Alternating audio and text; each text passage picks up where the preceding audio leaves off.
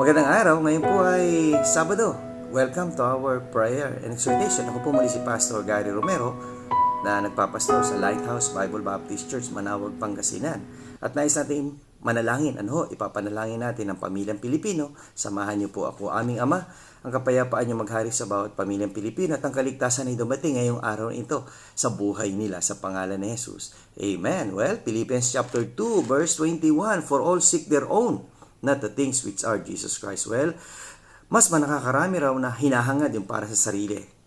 Nakalimutan nila na mas maganda sana ang hangarin natin yung makilala si Jesus sa buhay na ito. At ang pagkakilala kay Jesus Kristo, maibahagi rin naman natin sa ating mahal sa buhay, mga kaibigan.